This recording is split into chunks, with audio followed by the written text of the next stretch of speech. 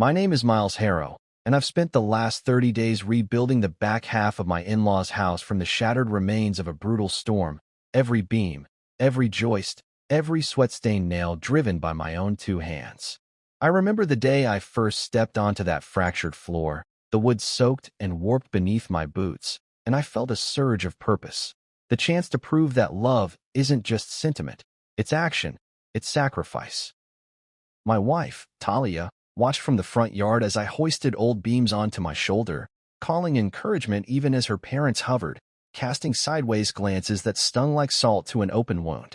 Her father, Cliff Donovan, had told me he lost his job just before the storm ripped through, and I believed him. After all, I had nothing but faith in Talia's judgment and in the power of my own work ethic. I sold off my tools, my big table saw, the contractor's grade nail guns, to buy new lumber and fasteners.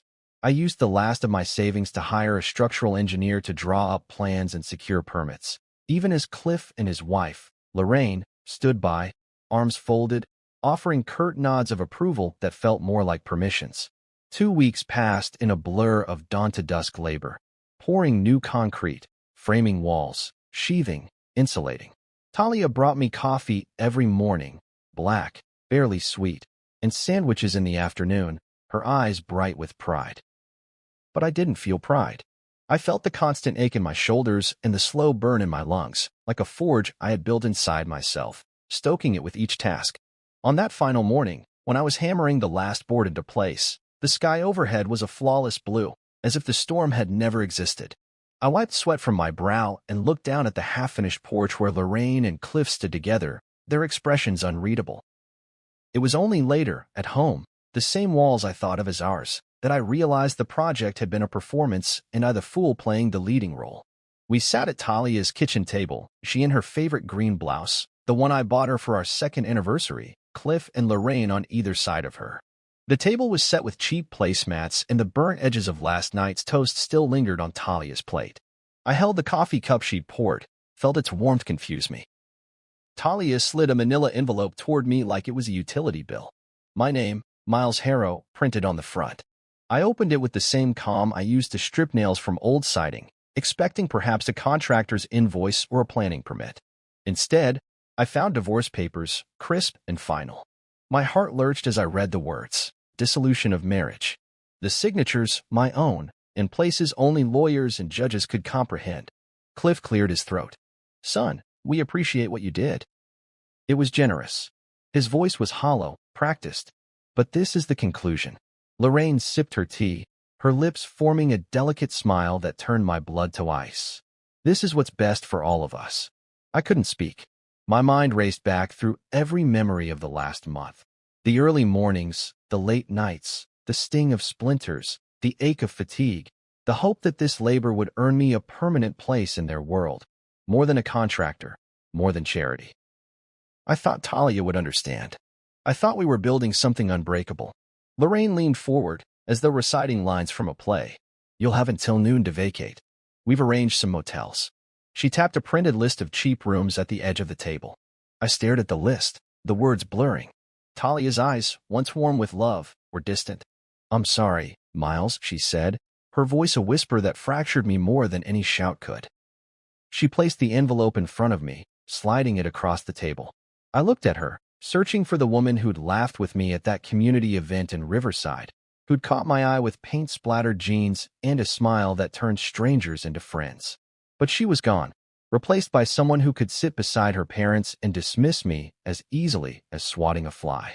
I remembered the contracted carpentry jobs I postponed, the clients I told I'd be available next month.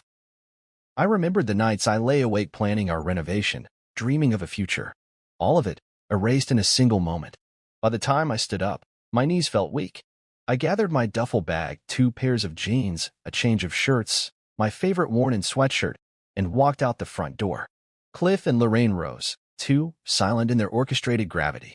Talia hovered at the threshold, as if parting was inevitable. I turned back and saw the house, the very one I reconstructed. Its new walls shining in morning light, unaware of their betrayal. I lifted my bag and walked down the driveway, each step carrying the weight of every ripped-out board and every whispered promise. When I reached my truck, The engine was cold but ready. I sat behind the wheel, my hands gripping the steering wheel rough with calluses. I thought of the garages I'd built, the porches I'd replaced, the homes I'd made. Now, I had nowhere to call my own. I started the engine, and the rumble under my seat felt like a heartbeat reminding me I was still alive. I would find a place to stay, earn back what I lost, even if it took nothing but sweat and stubbornness. I would rebuild again, because I know how to build, and I will not be broken. And as the driveway disappeared behind me, I realized that betrayal, like bricks and mortar, may build a wall, but walls can be torn down. I just needed to find the right hammer. I met Talia at a community cleanup event in Riverside, where the morning air was thick with the scent of fresh paint and damp earth. I was hauling bags of debris toward the dumpster when I first heard her laughter, light, spontaneous, as if it belonged to someone who didn't spend her days worrying about spreadsheets or quarterly targets. She crouched by a row of flower beds, her jeans spattered with flecks of white paint, brushing soil from the petals of a struggling rosebush. "Need a hand?" she called, glancing up with eyes that caught the sun like polished amber. In that moment, I knew I'd walk her home if she'd let me. I introduced myself, Miles Harrow, self-taught contractor, no college degree, but plenty of grit. She was Talia Donovan, talent acquisition specialist at a growing tech firm. She had the smile of someone who believed in second chances, and I was eager to prove I was worth hers. We finished our tasks side by side. Moving old boards, sorting recyclables, patching holes in worn fences. She teased me about my overzealous use of a scraper, and I joked that build-up was the world's way of testing me. By lunchtime, our hands were caked in grime and paint, but neither of us noticed. We sat on overturned buckets, sharing bottled water and trading stories, hers of corporate politics and networking events, mine of drywall dust and the smell of cedar. Our connection felt effortless, as though someone had written a script and handed us the perfect lines. When I asked for her number, her smile deepened. "Let's grab coffee sometime," she said, and I believed I'd won the jackpot. The coffee turned into dinner, dinner into weekends spent exploring farmers' markets, and soon I was the contractor she called first whenever a cabinet hinge came loose or a floorboard squeaked. I reveled in those small emergencies. The minute I got to knock on her door, extend my hand in greeting, and bring order to her world. Talia's parents, Cliff and Lorraine, never hid their skepticism. At family dinners, they spoke of my blue-collar background, like it was something contagious, an infestation they'd kept at bay until I arrived. Lorraine once mentioned art classes she took at a prestigious studio while drilling a hole for a new light fixture. Cliff would casually compare the stability of his daughter's tech career with the uncertainty of life's swinging hammers. Talia would offer a polite laugh, and I'd smile too, reminding myself their comments were misguided attempts at humor. I convinced myself that loyalty could overcome prejudice, that love could soften hardened opinions. When I proposed, I chose a spot by the riverbank where we first talked under fading lantern lights. Talia's eyes shimmered as I slipped the ring onto her finger, promising her a partnership built on trust. I imagined us in that house, our house, growing old together, walls echoing with laughter and babies' cries. I never imagined the blueprint wasn't mine to draw. The storm came without warning, a violently twisting funnel of wind and rain, collapsing the back half of her parents' home like a book slammed shut. Her father's voice broke when he said he lost his job days before, that the bank wouldn't extend another loan. He folded his hands in front of him and looked at me, a question in his eyes. I saw Talia by his side, biting her lip as though she feared I would say no. I didn't hesitate. I sold my tools, dipped into my savings, and quit my freelance contracts to buy materials and work full-time on repairs. I thought they would understand. I thought they would at least respect my sacrifice. Instead, every offer of help was laced with pity, every nod of thanks tinged with condescension. Lorraine would stand at the threshold, sipping tea, remarking that I was so dedicated, as if it were remarkable a man could lift a hammer. Cliff would mutter about the cost overruns, as if I were a charity project he hadn't signed up for. Talia would slip me sandwiches and sweet smiles, her eyes apologetic but determined. I told myself to ignore the whispers. I told myself that building walls was easier than breaking down prejudice. 2 weeks later, on a morning that should have tasted of success, I sat with Talia at her kitchen table. The storm had receded, the house stood whole again, and the lumber yard bills sat neatly stacked. I cradled a mug of black coffee, its warmth a faint echo of the furnace we'd repaired in her parents' living room. The smell of burnt toast drifted from the toaster. She reached across the table and slid a manila envelope toward me, the words "dissolution of marriage" printed on crisp paper. My heart thudded in my chest, a hammer to my ribs. The silence rang louder than thunder. I studied Talia's face, pale, resolute, devoid of the warmth I thought we shared. Her parents sat behind her, faces unreadable. Lorraine folded her hands in her lap, her lips curving into a smirk that cut deeper than any storm-tossed beam. Cliff cleared his throat and said, "We're grateful for your work, Miles. Truly. But it's time to move on." My world tilted.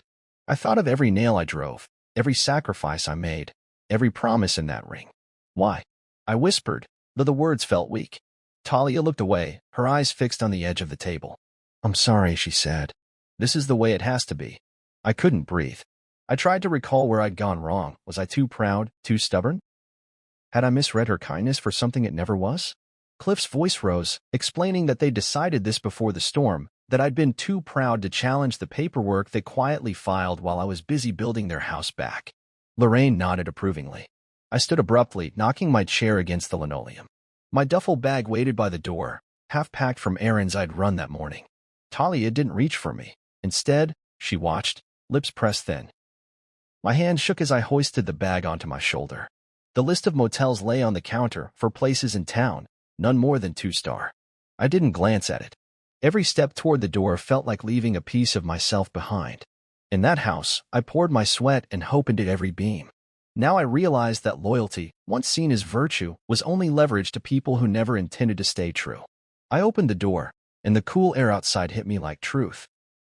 I dragged my bag down the driveway, each footstep marking the distance between me and every shattered promise. As I climbed into my truck, I looked back once. The newly repaired house stood silent against a clear sky, a monument to my undoing. I closed the door and drove away, the engine's rumble a heartbeat reminding me that I was still alive, and that I would rebuild again, this time for myself. I woke before dawn, the sky still ink-dark, with the weight of a man who has nowhere to return stirring in my chest. I had spent the night on a sagging mattress in Jordan Knox's garage. Jordan, my oldest friend from high school, who'd answered his phone at 2 a.m. when I called, voice thick with panic and cigarette smoke. His man cave was more honest than any 4 walls I'd ever known. Exposed ceiling beams, a threadbare couch that smelled like motor oil, and a single flickering bulb hanging overhead.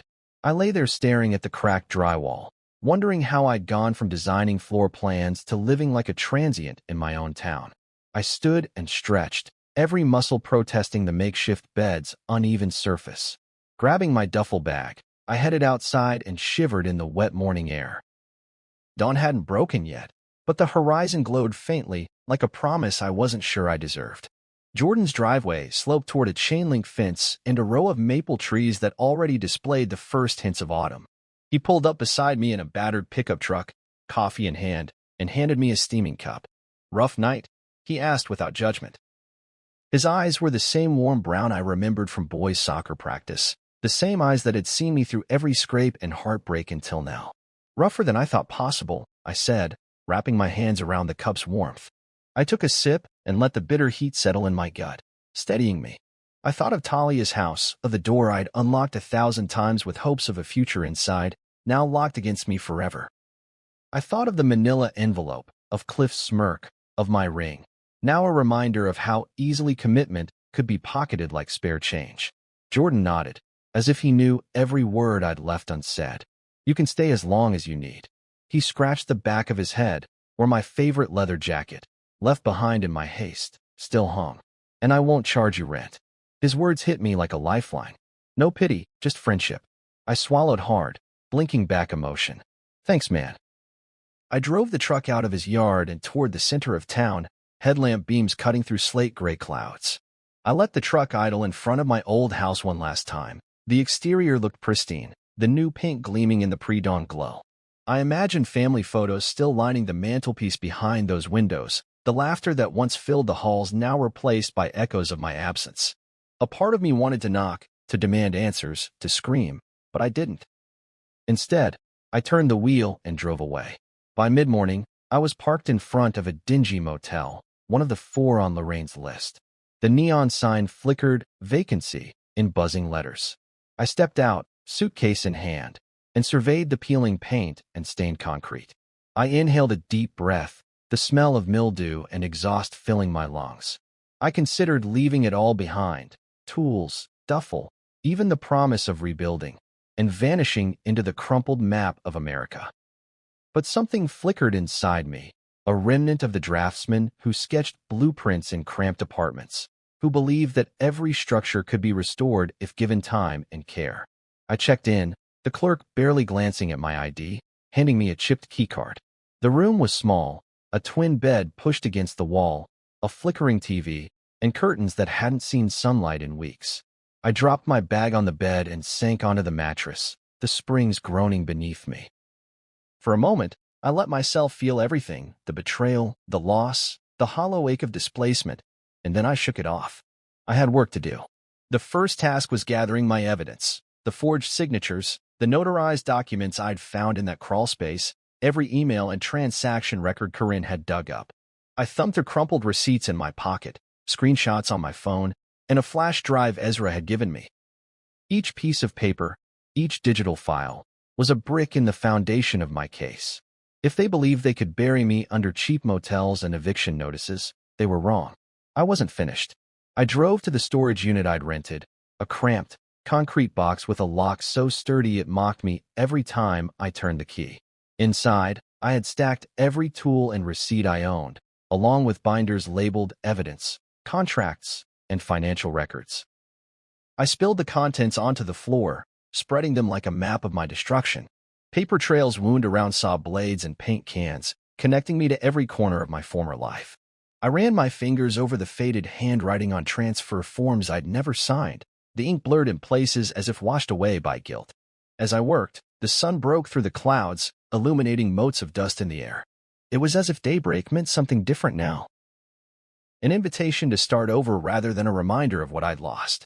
I packed the documents neatly into a briefcase, feeling the edges of each folder press against my palms. The feeling surprised me, a steadying sense of control, as though the chaos around me could be channeled into something purposeful. That afternoon, I met with Corinne in her small office. She reviewed my evidence, her brow furrowing deeper with each page. "They thought you were finished," she said, her voice steady with conviction. "But we're just getting started." She slid a clean notepad across her desk. "I've drafted the complaint. We file this today, and we'll serve them notice. They won't see it coming." I exhaled, a breath I didn't know I'd been holding. For the first time since I walked away from Talia's table, I felt emboldened. I realized that eviction from my life as I knew it didn't have to mean the end of my story. It was merely the beginning of a new chapter, one I would write on my own terms. As I left her office, briefcase in hand, the late afternoon light cast long shadows on the sidewalk. For a moment, I considered how far I'd fallen, from a man with a home and a future to a fugitive in his own town. But then I thought of every house I'd ever repaired, every room I'd transformed with sweat and precision. Houses might crumble, but the builder endures. And as I climbed into my truck, I knew that no cheap motel, no forged paperwork, no eviction notice could erase who I was. I was Miles Harrow, contractor turned survivor, and I would reclaim what was mine. A week passed under the dull glow of motel fluorescence before I steeled myself to return to the Donovan house. Talia was at work, her schedule in human resources alternating between early meetings and late recruiting fairs, so the timing felt right. I needed to retrieve my tools, the few belongings I'd left behind in the side garage, my old raincoat, a battered toolbox, and the blue hard hat I always wore on site. More than that, I needed answers, a thread of truth to follow in the maze of their betrayal.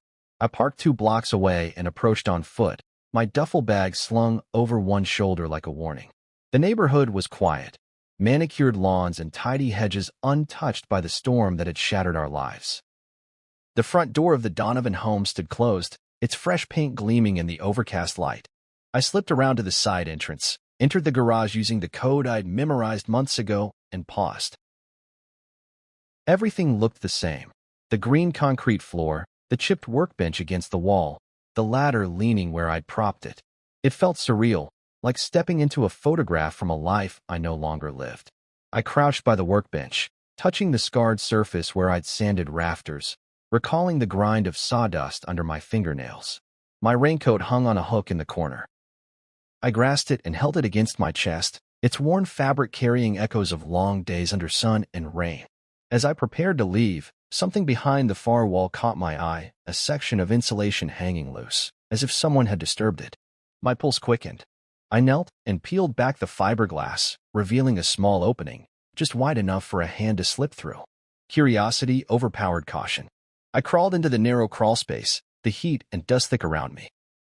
My flashlight beam flickered over the joists until it landed on a dusty cardboard box half hidden behind a stack of folding chairs. The box was secured by packing tape, its corners crumpled as though someone had shoved it there in haste. I dragged it toward me, scraping my knees on rough wood, and set it on my lap. The lid gave way with a soft tear, and I held my breath. Inside lay files. Neatly labeled folders bulging with paperwork, sealed envelopes stamped "Confidential," and a collection of heavy manila folders with legal seals. I opened the first, finding notarized documents that looked legitimate at first glance, transfers of property interest, mortgage releases, and new deeds bearing my signature. My heart pounded as I flicked through multiple pages, each bearing my name but signed in angular strokes that I didn't recognize as my own. They'd removed me from ownership of the house 6 months ago. The paperwork dated long before our anniversary, before I sold my tools, before the storm ever arrived. My breath caught. I lifted another folder. Bank records showing large withdrawals from our joint account. 10,000 here, 15,000 there. Deposited into a new account under Lorraine's name. A third folder contained email printouts, messages between Talia and her parents discussing timelines, budgets, and contingencies. One message from Talia read, "Once the transfer is final and Miles is out of the way, we can start renovations under our names." The sender was her father, Cliff. Perfect. He won't notice until it's too late. I ran a trembling finger down the list of transaction dates. Each fell before the storm, when I was drafting work estimates, ordering materials, planning weekends around cleanup. They orchestrated my eviction while I was designing their blueprint. The betrayal, once abstract, had solid form now, in legal jargon and transaction receipts. I closed my eyes, the diesel scent of my raincoat mingling with fiberglass dust, and let the anger rise. For years I'd believed in loyalty as a fortress. Now I saw it as a cage. I gathered the documents, pressing them against my chest, and backed toward the crawlspace entrance. My mind shifted from anguish to calculation. They thought they were clever, burying my fate behind insulation, using legalese to mask their conspiracy. But I knew construction and destruction better than they knew paperwork. I knew how to expose a foundation's weakness and bring it crashing down. Back in the garage, I loaded my raincoat and toolbox into the duffel bag. The folders I carried felt heavy but purposeful. I clicked the garage lock shut, smearing a fingerprint on the keypad as I punched in the code. Outside, the autumn wind had picked up, rustling leaves along the sidewalk. I stood in the driveway for a moment, staring at the house that had been mine in every sense until they carved my name out of its walls. I drove to the nearest cafe, a small corner shop with high-back chairs and the smell of cinnamon rolls in the air. I ordered a double espresso and sat at a corner table, spreading the documents before me like a site plan. I reviewed each signature, each notation, each email. The penmanship expert Corinne recommended would confirm the forgeries. The forensic accountant would trace the diverted funds. The attorney would draft motions to undo every fraudulent transfer. For the first time since I'd left their table, I felt a flicker of control. It was as if I'd discovered a hidden support beam in my world, one that, if leveraged correctly, would prop up the truth and bring their scheme to light. I ran through my options. File a quiet motion to freeze assets, confront them with irrefutable proof, launch a civil suit that would unravel every forged line. My chest tightened with purpose. I had no interest in mercy. I wanted justice calibrated in legal precision. Finishing my espresso, I tucked the folders back into my bag and rose, leaving a few bills on the table. The late morning sunlight streamed through the windows, illuminating dust motes that drifted like witnesses. I stepped outside into the brisk air, my duffel swinging at my side. With each stride toward my truck, I shed the shell of the betrayed husband and donned the armor of a determined adversary. As I climbed in, I glanced back at the cafe, a refuge before the storm of litigation to come. I started the engine and felt the growl under my seat steady my resolve. They'd buried the truth in a crawl space. I'd unearthed it. Now, it was time to lay the legal groundwork and watch their house of lies collapse. I drove away, the documents secure, knowing that this confession would be the cornerstone of my revenge and the first step toward rebuilding my life on rock-solid footing. I carried the cardboard box of evidence like a battering ram through the front door of Corinne Mendez's office, the late afternoon sun slicing through the blinds in long shafts. Her practice sat above a row of bakeries and coffee shops. Its discreet plaque the only hint that inside these walls, reputations could be rebuilt or destroyed.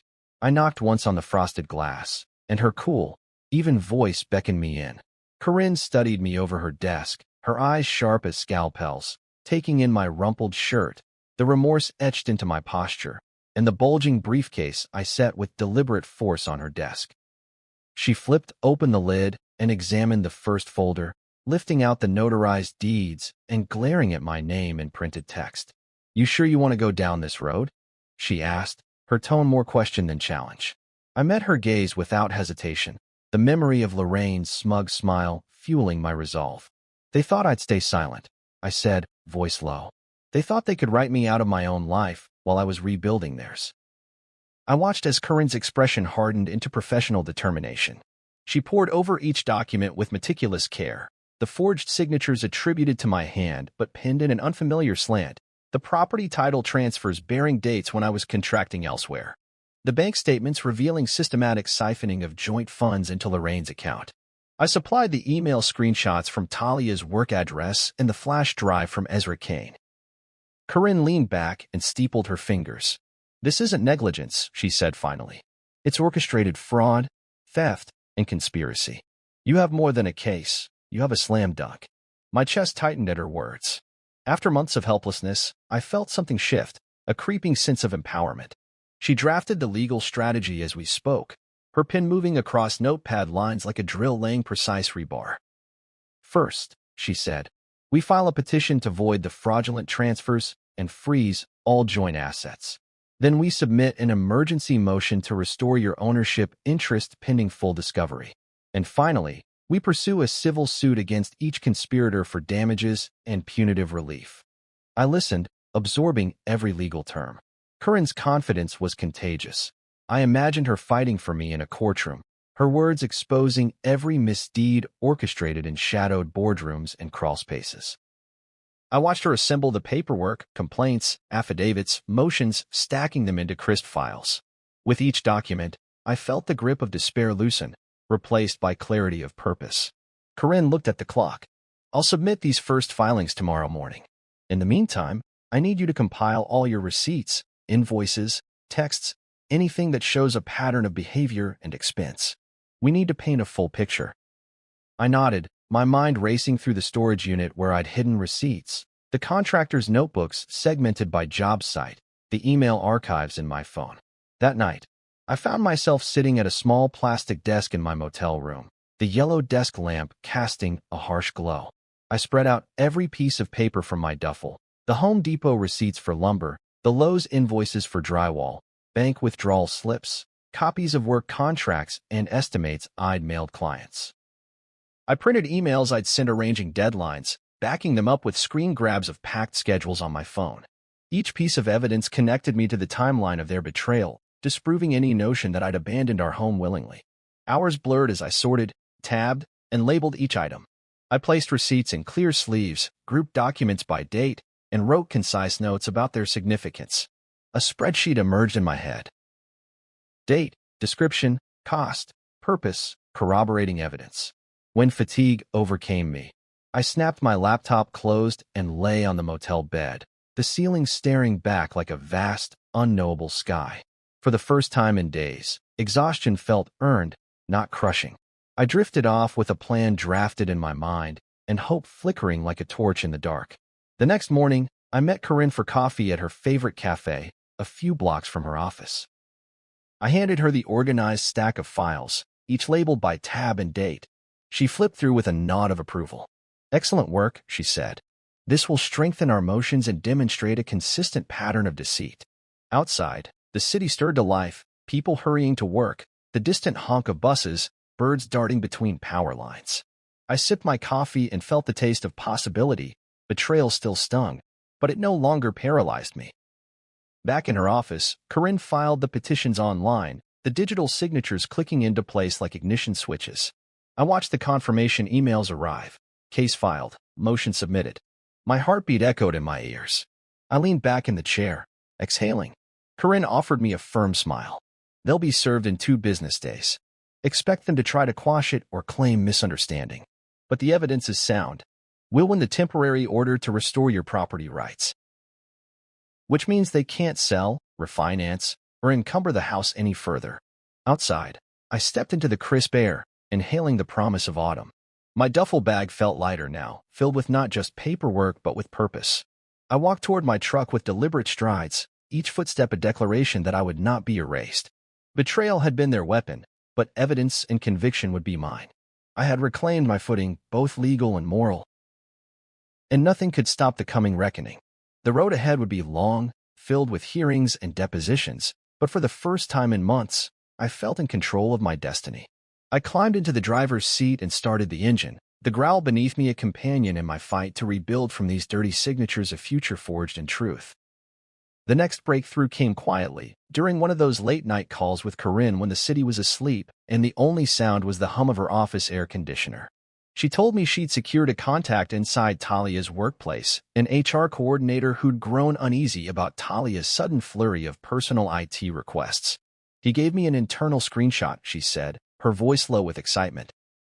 It's an email chain slated 3 months ago. Subject line, let's finalize before Miles figures it out. My heart hammered as she described the first message, sent from Cliff's official account to Talia's work address. The documents have been prepared.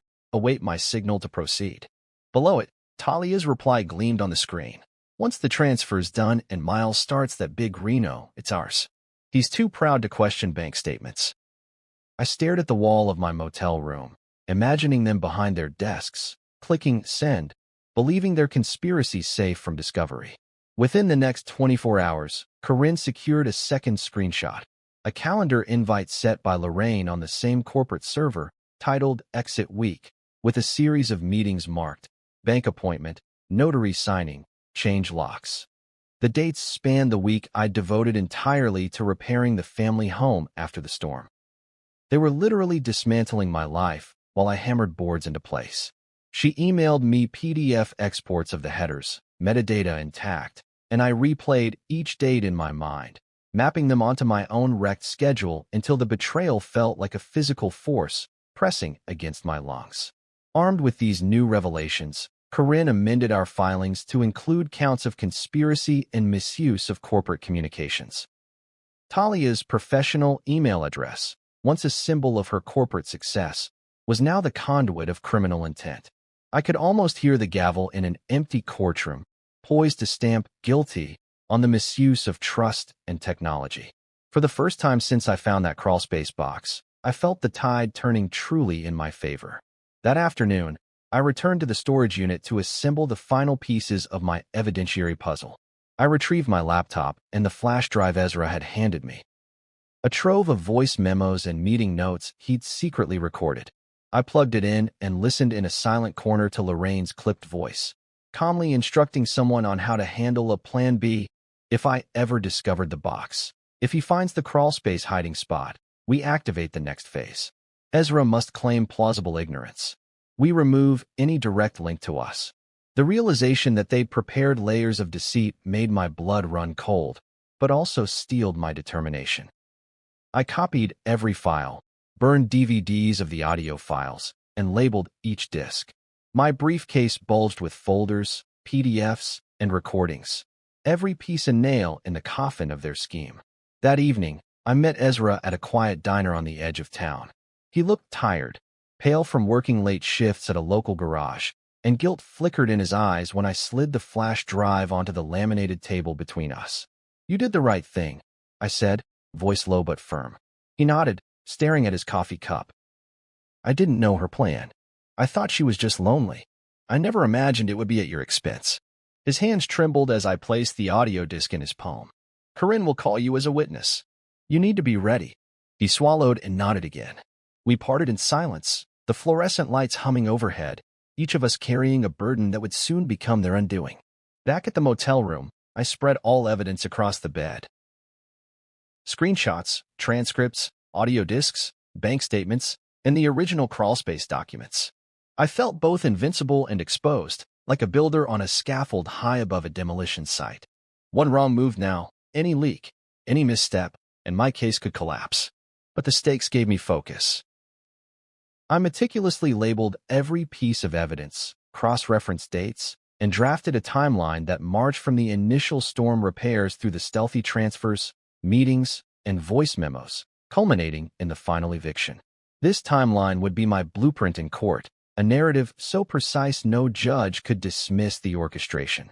On the morning of the hearing, I stood outside Corinne's office, dressed in my best shirt, clean, pressed, the one I'd reserved for meeting big clients. My reflection in the glass door looked like a stranger I'd grown into, confident, unbroken, ready to reclaim what was mine. Inside, Corinne gave me a brief nod and handed me a copy of the assembled timeline. "We submit this as our Exhibit A," she said. "The judge won't ignore a 6-point conspiracy mapped over 3 months of email metadata and notarized fraud. You'll testify to the moment you discovered each bombshell piece. Remember, keep your emotions measured. The facts will do the heavy lifting." The courtroom filled quickly, reporters from the Wright County Daily snapping photos, curious neighbors lining the benches, and even a city council representative taking notes. At the clerk's call, Talia entered with Cliff and Lorraine behind her, her carefully collared suit now seeming as false as her promises. They sat stiffly, the weight of exposed deceit pressing into their shoulders. When the judge entered and took her seat, I felt every eye in the room turned toward me. I walked to the witness stand, carrying years of grief and months of preparation in my chest. As Corinne began presenting the email chains, she displayed the internal screenshots on the court's projector. The judge's brow furrowed, leaning forward as she read the subject lines. "Let's finalize before Miles figures it out. Exit week. Plan B." Next, Corinne played the audio memo from Lorraine, the static crackling as her voice declared, "If he finds the box, we need Plan B." I watched as Talia's cheeks paled, her lips parting in shock that perhaps I saw for the first time.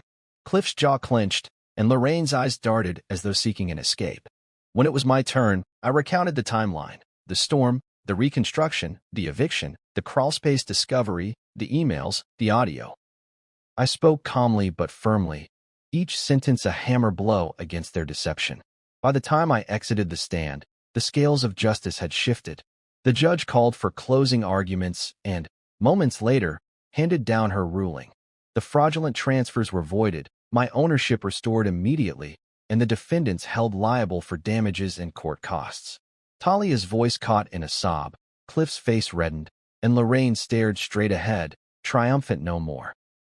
As I gathered my belongings and Corinne patted my shoulder, I felt an immense weight lift from my soul. The crawlspace had been just the beginning. The emails and voice memos were the backbone of my vindication. I had dismantled their house of lies piece by piece, using the truth as my most precise tool.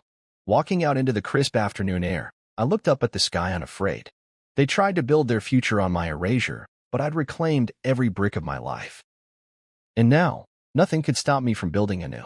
I was 7 miles down County Road 12, driving my beat-up F-150 across potholes that rattled my bones, when my phone buzzed with an unknown number. It flashed, Ezra Kane. My pulse quickened as I answered. "Miles," he said, voice hushed. "I need to meet. It's urgent." He asked me to come to the old diner on Route 7, the one with the neon sign half burned out and the vinyl booths patched with duct tape. He said nothing more. By the time I reached the diner, the sun had dipped low, painting the sky in bruised purples and oranges. Inside, the smell of fries and stale coffee lingered like an invitation to confession. I slid into a booth in the far corner, where battered menus lay scuffed, and the waitress barely glanced at me as she refilled my cup. I waited, scanning the greasy counter and the back door, where a silhouette finally appeared. Ezra moved with hesitant steps, his jacket collar up against the evening chill. He sat across from me, the weight of our shared history in his eyes. We'd worked side by side on countless jobs, installing roof trusses under blistering sun, tearing out moldy drywall, hauling debris truckload after truckload.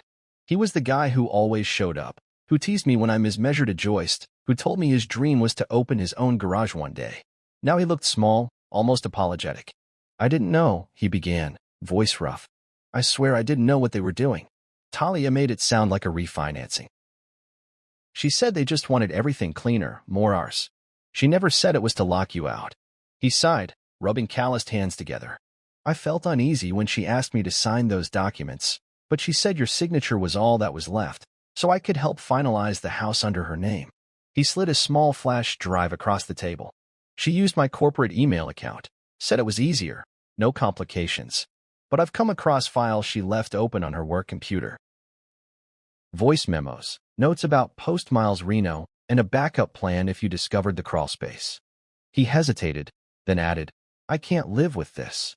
My stomach knotted, not with anger, but with the weight of betrayal layered upon betrayal. Ezra had been the one face I didn't suspect. Yet here he was, eyes wide with regret, handing me a key to secrets deeper than I'd uncovered in the crawlspace. I pocketed the flash drive and met his gaze. You did the right thing coming here, I said quietly, heart pounding. We left the diner together, walking into the windy dusk. Ezra pointed to the abandoned rail tracks beyond the parking lot. There, he opened the drive and plugged it into his phone.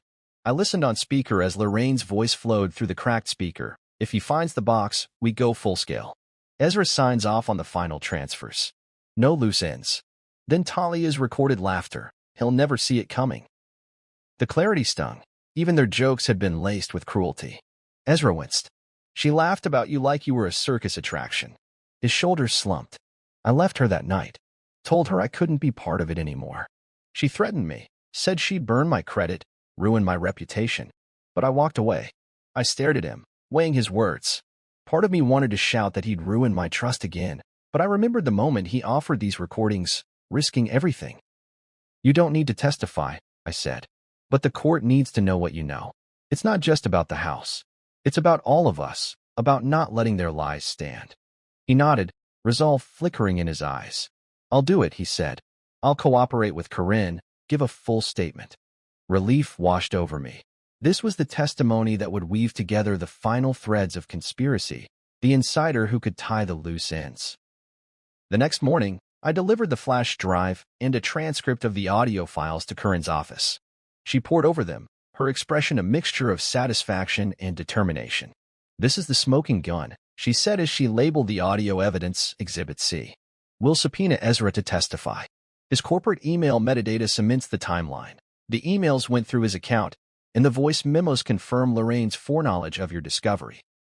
For the first time, I felt the full weight of teamwork. My labor in the garage, Ezra's courage, Corinne's legal prowess, all converging toward a single goal. I returned to Jordan's garage-cum-bedroom to gather the last of my tools. As I packed my toolbox, I ran my hand over each hammer and wrench, imagining them as instruments of restoration rather than destruction. I thought of the house I'd rebuild for myself when this was all over, my own walls, built on honesty, not deceit. A week later, I sat in the courtroom as Corinne called Ezra to the stand. He walked up, his gait uncertain but steady. On cross-examination, he recounted every detail, how Talia recruited him to sign blank forms, how Lorraine had orchestrated backup plans, how he overheard her planning Phase 2. Each sentence landed like a nail being driven home. I watched from the gallery as a jury member shifted forward, eyes fixed on Ezra, absorbing the gravity of his testimony. When Ezra finished, the courtroom fell silent, so still you could hear the hum of the air conditioning. The judge allowed Corinne to introduce the audio recordings. Lorraine's voice cut through the speakers, undeniable and damning. Talia's stoic facade cracked, tears pooling in her eyes. Cliff's face reddened, and Lorraine stared blankly at the bench, her composure unstrung. After closing arguments, the judge recessed to deliberate. I sat in the gallery, chest tight, waiting. When she returned, her expression was calm but resolute. The evidence presented is clear beyond a preponderance of the evidence, she said, voice firm. Fraudulent transfers are void. Mr. Harrow's ownership is fully restored. Defendants are liable for damages and court costs. Ezra Kane is hereby cleared of wrongdoing and commended for his cooperation. A wave of relief washed through me. I thought of the weekend ahead. The freedom of knowing this chapter was closed, the promise of rebuilding on my own property, free from others' machinations. As I gathered my things and left the courtroom, I caught Ezra's eye in the gallery. He gave me a subtle nod, a silent apology and gratitude entwined. Outside, The afternoon sun was warm on my face. I inhaled deeply, tasting possibility. Beneath my fingertips, I felt the rough texture of my toolbox handle, a reminder that hands that build can also heal. The path ahead was mine to shape. No more forged documents, no more betrayals and hidden crawlspaces. Just me, the open road, and the life I would build brick by brick, on rock-solid truth. Court dates arrived like storm fronts on the horizon, inevitable shifts bringing thunderous confrontation. I arrived at the courthouse before dawn, suited and alert, briefcase in hand, the weight of every forged signature and whispered plan resting in its leather seams. My attorney, Corinne, met me at the security checkpoint, her stride purposeful, her expression steely. "Today we escalate," she said, voice hushed but firm. "We're adding criminal conspiracy counts, and I've lined up expert witnesses for the handwriting analysis and digital forensics. They won't know what hit them." I nodded, the early morning chill in my bones electrifying me with purpose. Inside the courtroom, the air smelled of leather-bound ledgers and polished wood. Wide windows let in pale light, illuminating the gallery where a mixture of supporters and curious spectators sat. Talia entered with her parents, Cliff grim-faced, Lorraine tension etched into each line of her face. They avoided my gaze, staring at the floor as if the polished oak held the answers they feared. The judge, stern and attentive, presided over the hearing with a quiet authority that commanded respect. First, Corinne called the handwriting expert, Dr. Sandra Hogue, to the stand. She was a petite woman with bright eyes and a methodical calm that belied the complexity of her work. "Dr. Hogue," Corinne began, "you've examined the signatures on the property transfer documents attributed to Mr. Harrow. What can you tell the court?" Dr. Hogue explained pseudonyms like exemplar signatures and graphological markers, showing side-by-side comparisons of my genuine scrawl and the fraudulent forms. She pointed to inconsistencies in ink flow, pressure, and letter formation. "I conclude with high certainty that these signatures were not made by Mr. Harrow," she declared, and the courtroom murmured in response. I felt a flush of vindication wash over me as Lorraine's lips pressed into a thin line. Cliff's shoulders sagged. Next, the digital forensics expert, Agent Ramirez, took the stand. His presence was commanding, tall, precise, with the quiet intensity of someone accustomed to uncovering hidden truths. He displayed email metadata on a large screen.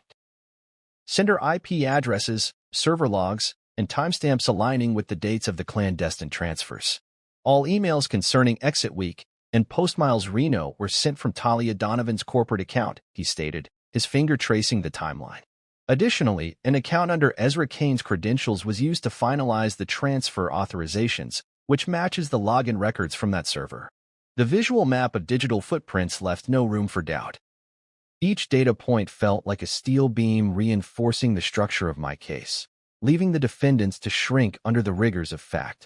Corinne then called me to testify.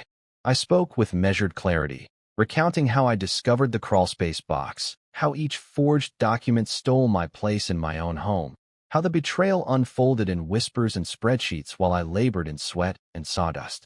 I described the moment I first saw Lorraine's voice memo, her calm tone cutting deeper than any storm.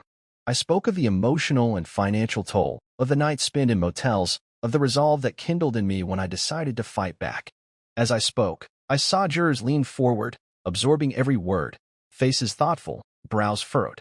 My testimony felt like laying the final planks of truth, closing the gaps their conspiracies had created. Then Corinne called her star witness, Ezra Kane. He entered with quiet confidence, and under cross-examination, he recounted with candor how Talia and her parents recruited him as an unwitting accomplice, how Lorraine prepared backup plans in hushed tones, and how he secretly recorded their instructions to fortify my case. His honest regret and detailed account wove together the strands of conspiracy, revealing a coordinated effort rather than isolated wrongdoing. When he finished, the weight of his testimony hung in the air like a final judgment.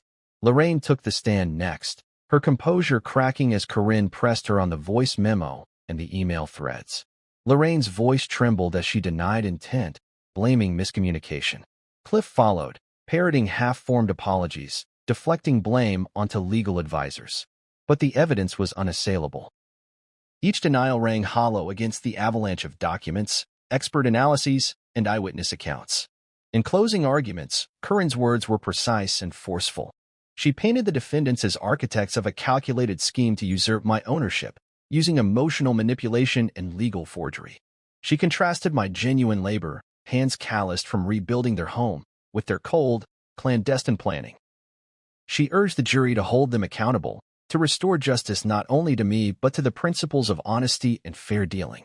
The jury deliberated for what felt like an eternity, hours stretched into a taut silence that hummed through the courtroom walls. I sat with my briefcase on my lap, every muscle tense. When the foreperson finally emerged, my chest echoed with each step. The judge instructed them to deliver their verdict. The words came. We find the defendants guilty on all counts of conspiracy, fraud, and theft. We award the plaintiff full damages, including legal fees and punitive costs. A wave of relief and triumph surged through me. As the order was read, I thought of the months I'd spent rebuilding not just walls, but my own sense of worth. Betrayal had been their weapon. Truth was mine. I reclaimed not only my home, but my identity as a builder and a man of integrity. Outside the courthouse, the autumn sun had risen higher, warming the stones and sidewalks. I breathed deeply, feeling the crisp air fill my lungs with promise. A photographer from the Wright County Daily approached, applauding my resilience. I offered a brief statement. I believe in building things that last: homes, relationships, trust. When they're destroyed, you have to fight to restore them, sometimes with tools you never thought you'd use: truth, evidence, perseverance. Today, justice was built. Walking away, I passed the courthouse steps where so many had come and gone under different circumstances. Now, they were behind me. Ahead lay the path of my choosing, a newly clear property title, a sense of closure, and the open expanse of possibility. I would sell the Donovan house, but not out of spite, out of a desire to forge my own foundation, crafted from sweat and honesty. And when I build again, I do so with the knowledge that no blueprint is stronger than the truth. I walked into the courtroom feeling every footstep echo the weight of months spent fighting alone. The judge's bench rose like a stage, and at its center, I knew my home, my blood, sweat, and splintered hope would finally speak. When Corinne called me to the stand, my palms were slick, but I steadied them on the polished wood and met the judge's gaze. I told the story again. The storm, the reconstruction, the morning I found divorce papers instead of breakfast, the crawlspace box of forged deeds that made my blood ice. As I spoke, the gallery leaned in. Neighbors who once waved as I drove by, reporters scribbling in notepads, the judge scribbling notes in an ink-black ledger. I described how each hammer stroke on my in-laws' framing had been met with whispers behind closed doors, how every dawn on that dusty job site had been fueled by pride and love, now twisted into a weapon against me. My voice carried the grainy texture of splintered wood, the rasp of labor-worn lungs, but I refused to let it tremble.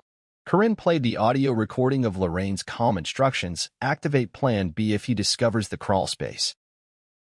And her face, so composed in our memories, cracked.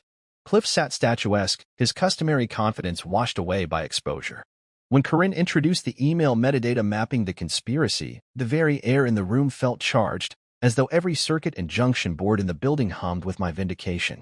Then came the moment I'd waited for, the judge's soft knock on the bench, signaling her verdict. Silence wrapped the room like a shroud. Mr.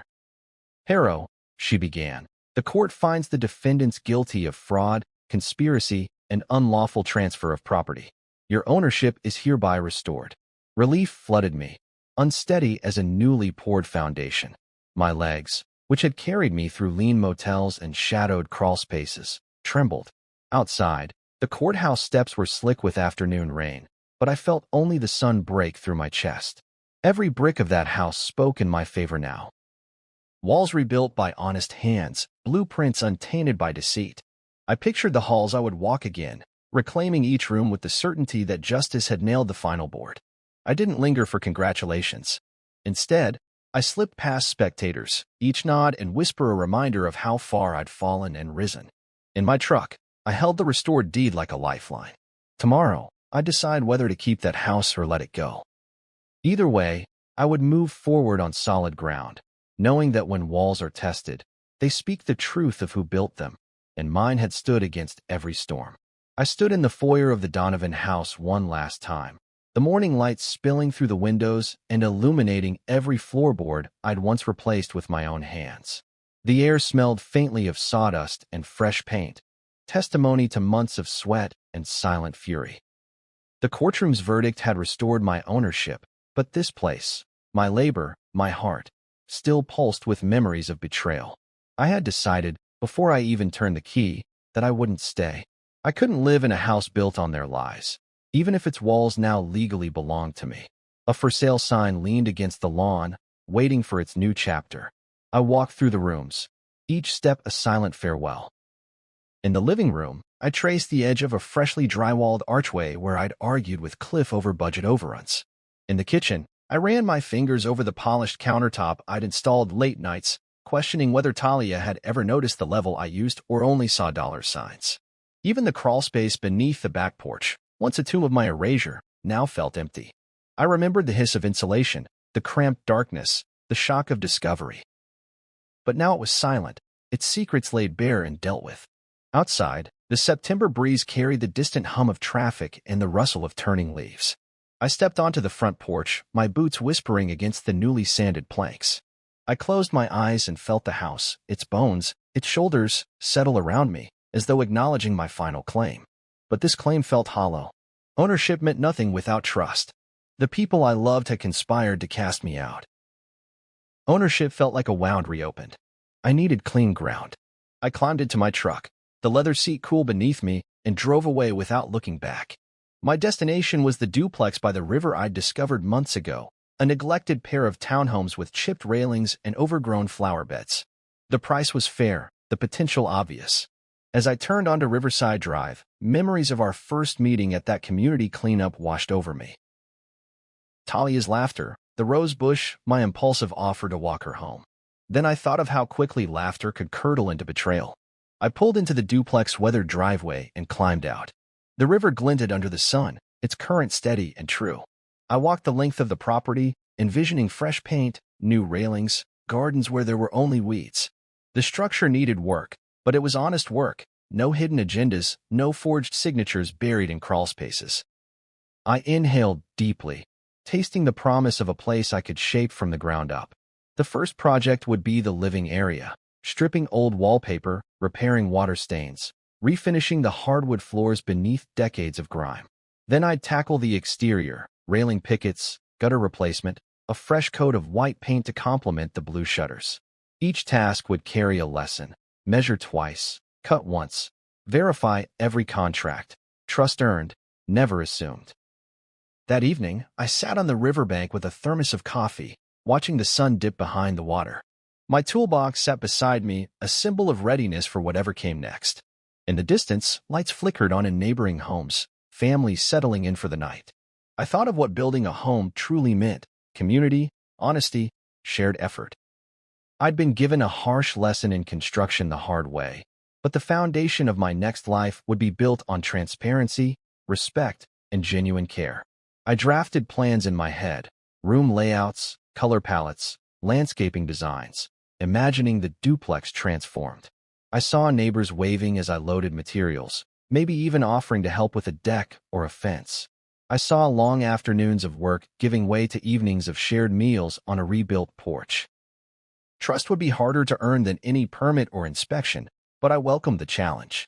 As dusk settled, I rose and headed back to my truck, my muscles pleasantly sore from envisioning the work ahead. The river's steady song accompanied me, a reminder that life moved forward, carving new channels when old paths crumbled. I started the engine and felt the hum beneath me, a drumbeat for what lay ahead. In that moment, I understood that foundations and freedom were inseparable. I had reclaimed my past through the courts, but here, on this duplex overgrown lawn, I was claiming my future. No forged documents, no hidden plans, only honest labor and clear promises.